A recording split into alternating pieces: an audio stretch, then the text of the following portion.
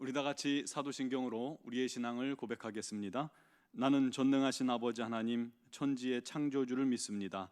나는 그의 유일하신 아들 우리 주 예수 그리스도를 믿습니다. 그는 성령으로 잉태되어 동정녀 마리아에게서 나시고 본디오 빌라도에게 고난을 받아 십자가에 못 박혀 죽으시고 장사된 지 사흘 만에 죽은 자 가운데서 다시 살아나셨으며 하늘에 오르시어 전능하신 아버지 하나님 우편에 앉아 계시다가 거기로부터 살아있는 자와 죽은 자를 심판하러 오십니다.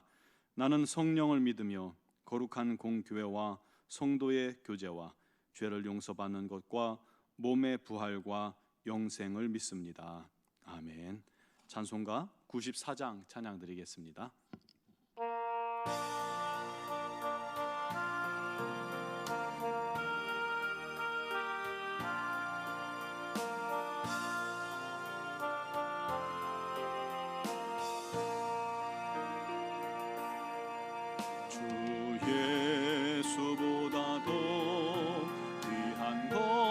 것은 없네. 이 세상 부귀와 바꿀 수 없네. 영죽은 내 대신 돌아가신 그 놀라운 사랑 잊지 못해. 세상 즐거움 다 버리고 세상 자랑 다 버렸네. 주 예수보다 더 귀한 것은 없네. 예수밖에는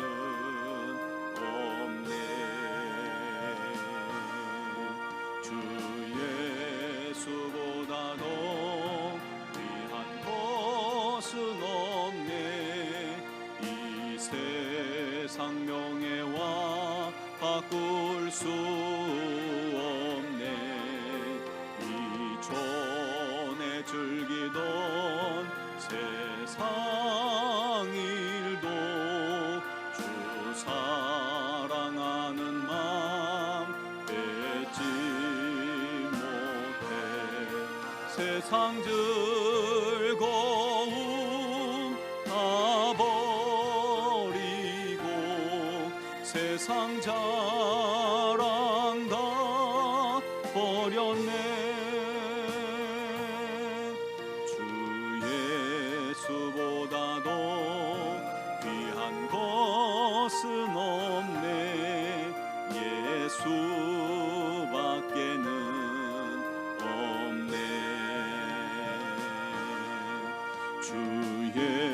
예수보다 더 귀한 것은 없네. 이 세상 행복과 바꿀 수 없네. 유혹과 핍박이 몰려와도 주 섬기는 내 맘 변치 세상 즐거움 다 버리고 세상 자랑 다 버렸네. 주 예수보다 더 귀한 것은 없네. 예수밖에는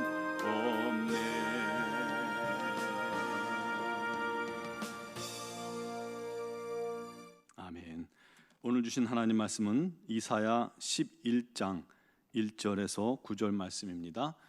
제가 가진 성경으로 981쪽 이사야 11장 1절에서 9절을 봉독하겠습니다. 이새의 줄기에서 한 싹이 나며 그 뿌리에서 한 가지가 나서 결실할 것이요 그의 위에 여호와의 영 곧 지혜와 총명의 영이요 모략과 재능의 영이요 지식과 여호와를 경외하는 영이 강림하시리니 그가 여호와를 경외함으로 즐거움을 삼을 것이며 그의 눈에 보이는 대로 심판하지 아니하며 그의 귀에 들리는 대로 판단하지 아니하며 공의로 가난한 자를 심판하며 정직으로 세상의 겸손한 자를 판단할 것이며 그의 입의 막대기로 세상을 치며 그의 입술의 기운으로 악인을 죽일 것이며 공의로 그의 허리띠를 삼으며 성실로 그의 몸에 띠를 삼으리라. 그때에 이리가 어린 양과 함께 살며 표범이 어린 염소와 함께 누우며 송아지와 어린 사자와 살찐 짐승이 함께 있어 어린아이에게 끌리며 암소와 곰이 함께 먹으며 그것들의 새끼가 함께 엎드리며 사자가 소처럼 풀을 먹을 것이며 젖 먹는 아이가 독사의 구멍에서 장난하며 젖된 어린아이가 독사의 굴에 손을 넣을 것이라. 내 거룩한 산 모든 곳에서 해됨도 없고 상함도 없을 것이니 이는 물이 바다를 덮음같이 여호와를 아는 지식이 세상에 충만할 것임이니라. 아멘. 이사야는 악한 세상에 대한 하나님의 심판을 예언하면서 남은 자를 통해서 이스라엘을 회복하실 것에 대한 약속이 들어 있습니다. 그리고 메시아를 통한 영원한 구원까지 함께 예언되어진 말씀들입니다. 앞장에서는 아수르에 의해서 북이스라엘이 심판받는다는 것과 또 하나님의 진노의 막대기로 사용하셨던 아수르도 이게 범죄하고 악한 나라니까 그 아수르에 대한 심판도 예언되어 있습니다. 그리고 오늘 11장에 이르러서는 이제 700년 뒤에나 오실 메시아 예수님의 탄생과 예수께서 오셔서 장차 완전한 평화의 나라를 이루실 것에 대해서 예언을 하고 있습니다.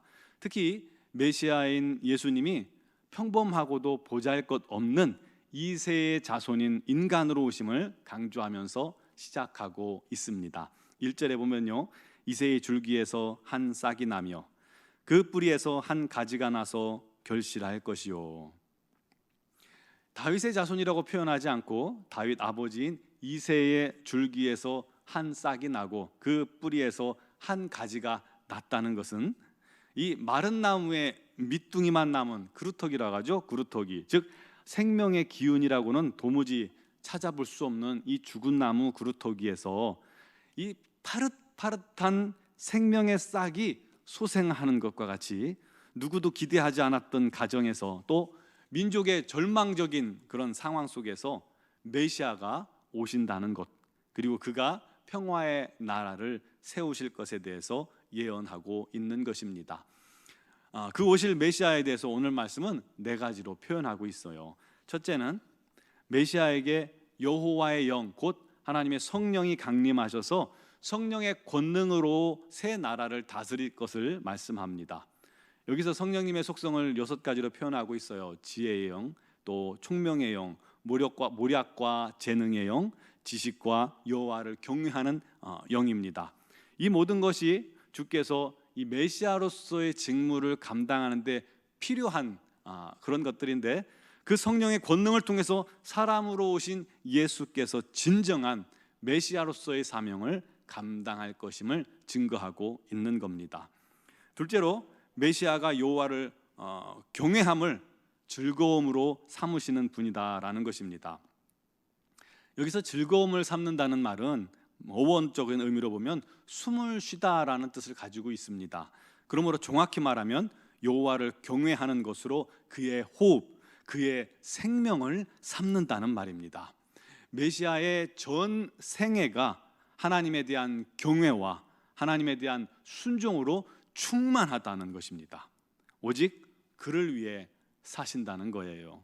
사랑하는 성도 여러분, 하나님을 섬기고 하나님을 예배하고 하나님께 순종하기를 인생의 가장 큰 즐거움으로 삼는 성도들이 되시기를 간절히 바랍니다. 그럼 우리가 주변에 있는 이 세상 즐거움은 쓰레기로 바뀌어질 것입니다. 바울 사도가 자기 가진 모든 것들을 배설물로 생각함과 같이 우리 주변의 세상 즐거움이 쓰레기로, 배설물로 여겨지는 은혜가 있기를 바랍니다. 그러나 사람들은 정반대로 행하죠. 세상 즐거움을 위해서 살아가는 것입니다. 하지만 그것은 깨진 항아리에 물 붓는 것과 같습니다.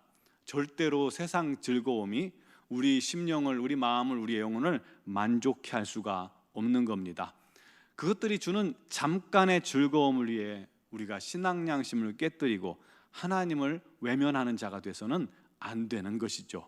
반대로 우리 영혼은 오직 하나님 안에 거할 때 참된 기쁨과 또 평안과 즐거움과 행복을 누릴 수 있게 되는 것입니다. 그래서 세상 사람들이 이해하지 못해도 예수 믿는 게 그 자체가 행복하고 말씀대로 사는 게 즐겁고 주일날 어디 놀러 못 가지만 교회 나와서 봉사하고 또 섬기는 게 그것이 세상에서 누릴 수 없는 그런 기쁨을 그곳에서 얻게 되는 겁니다. 그래서 사람들이 그러잖아요. 야, 예수 믿는 사람들은 도대체 무슨 재미로 사냐? 하지만 그들은 이해 못해도 우리는 세상에서 얻을 수 없는 참된 기쁨, 우리 하나님으로부터 오는 참된 기쁨이 가득한 그러한 삶을 살게 되는 겁니다. 그런 성도들이 되시기를 간절히 축원합니다. 세 번째로 메시아는 정직과 공의로 세상을 심판하시는 분이라는 것입니다. 그는 단순히 눈에 보이는 대로, 귀에 들리는 대로 심판하시는 분이 아니시라고 말씀하죠. 주님은 공의와 정직으로 세상을 판단하고 심판하십니다.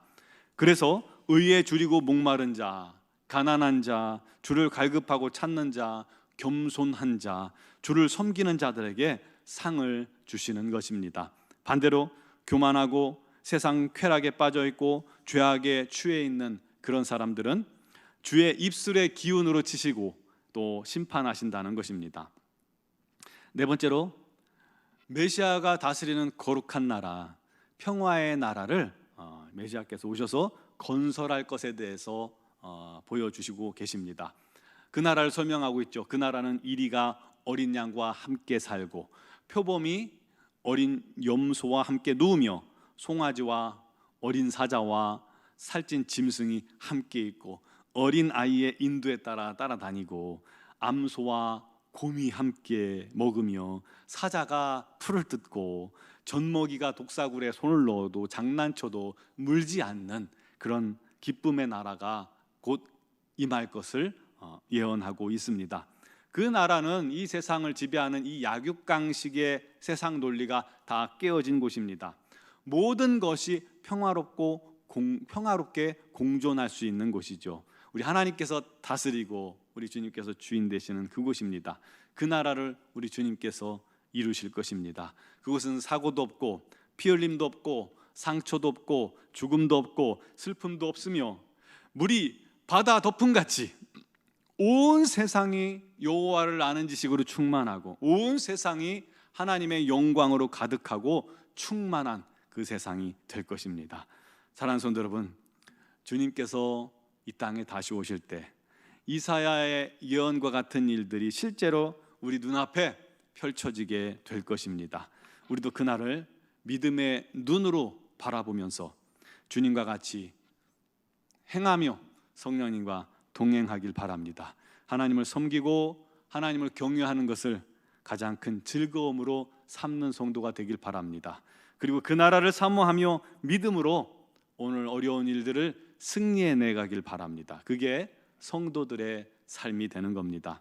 우리 모두 오늘도 그런 기쁨으로 이 세상에서 알 수 없는 주님 주시는 기쁨으로 충만한 하루가 되시기를 주님의 이름으로 축원합니다. 기도드리겠습니다.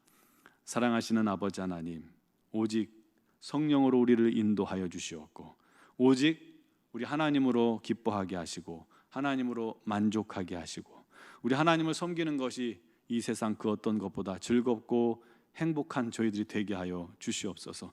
날마다 우리 하나님 보시기에 합당한 삶을 살게 해주시고 정직히 행하게 해주시고 우리 하나님을 기쁘시게 하는 자들이 되게 하여 주시고 어려운 자 또 아버지 하나님 고통당하는 자들 돌보며 그들을 위해 기도하는 자들 되게 하여 주시옵소서. 주님께서 가져오실 우리에게 허락하실 영원한 새 나라 새 하늘과 새 땅 아버지 하나님 그 날을 항상 믿음의 눈을 열어 보게 하여 주시옵고 그 날을 위해 오늘도 최선을 다해 주님 뜻에 순종하며 우리 하나님의 은혜 아래 머무는 저희들 되게 해주시고 이 세상 사는 동안에 아버지 세상 쾌락을 이기게 해주시고 오직 우리 하나님의 뜻 안에서 거하게 하여 주시옵소서.